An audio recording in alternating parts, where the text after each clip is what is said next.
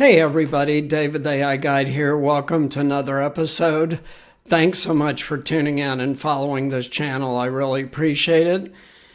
Be sure to check out my book on Amazon, The Beginner's Guide to AI. It's a short history and current impact of AI on 10 different industries. It's a very fast read, the whole book in a couple hours. And also support us on Patreon so we don't have to run ads, which will be coming soon without your support. And finally, be sure to click the link below, get your free AI resource. And the resource is free, everything in it is free, and you'll learn a lot more than we can cover about AI in these short videos. So thanks a lot for tuning in. And here we go. So one of the things I really like to do is to give you guys a sense of how complicated and interconnected everything is. And we've talked a lot about self-driving. So I'm going to read you something that's a short example of just one thing related to self-driving that most of you probably haven't thought about before. And I certainly wouldn't have, except that I came across this recently. But it just goes to show how complicated everything surrounding AI is that AI is enabling. And that includes self-driving. So there's a group called IDTechX Research, and they publish a lot of research on artificial intelligence, but many, many other things. And this particular short description is about a research study they just posted, which is a fair bit of money, by the way. They're a great group, but these are expensive research reports. They're meant for businesses. But this article talks about what's in this report. And so it's titled Automotive Autonomy, a New Opportunity for Thermal Materials. So what is a thermal material? Well, it's a material that will heat up or manage heat. And we'll talk about that in a second. The automotive market is trending toward greater levels of autonomy with advanced driver assistance systems. ADASs cover everything from emergency braking all the way to fully autonomous driving. Something that all ADAS features have in common is the need for high-quality sensors and the associated processing of their data. The quantity of sensors per vehicle increases rapidly with greater levels of autonomy. That means more and more cameras, more and more different types of cameras, and obviously much more powerful computer processing in the vehicle.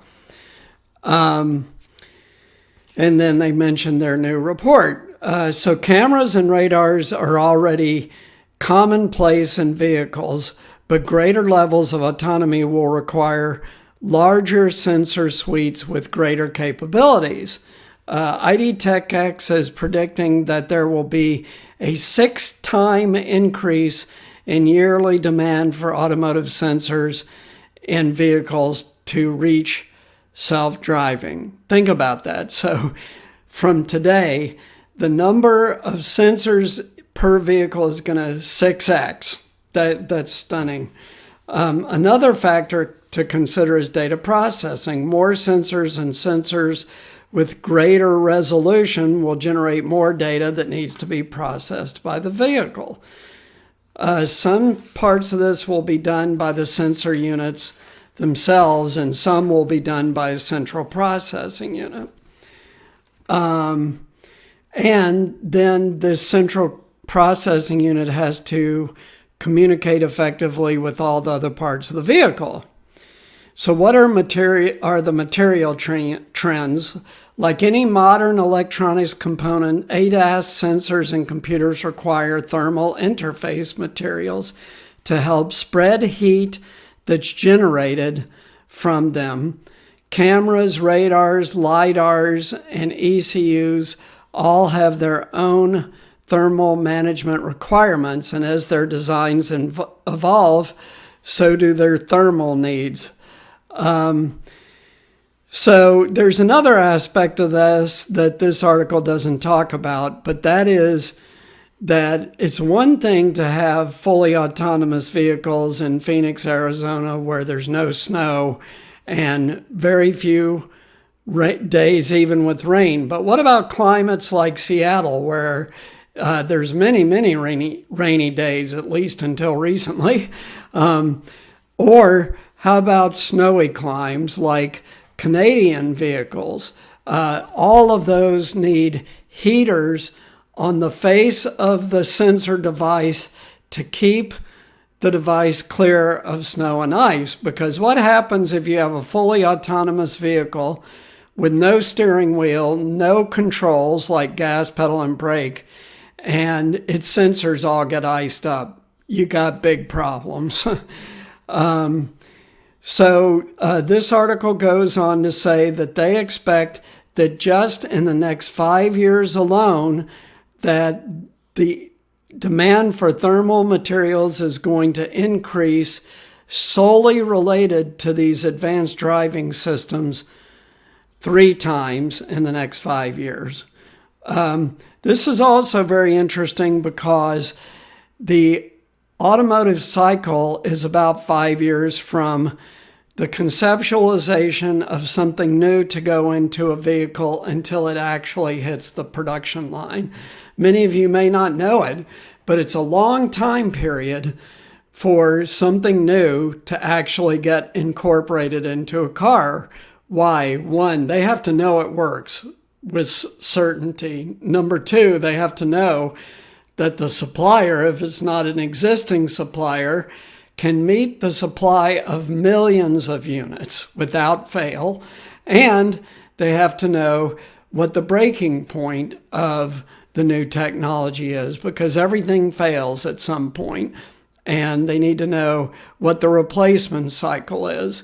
So this article talks about how AI algorithms are driving full autonomy, but it's driving it in concert with all these sensors, and all these sensors need heating. So this is, or heat dissipation. So this is a very, very good example of how interconnected everything is when it comes to AI, and how it's a long cycle, but once you're in that cycle, it becomes baked into the systems. So we're about 5 years away from full autonomy. And that is because the needed technologies for it are being incorporated into the vehicle production cycles right now. So once it's approved and in there, it's going to happen and nothing can stop it. Thanks so much for tuning in. Click the link below, get your free AI resource. Get the Beginner's Guide to AI on Amazon, and support us on Patreon. Take care. See you next time.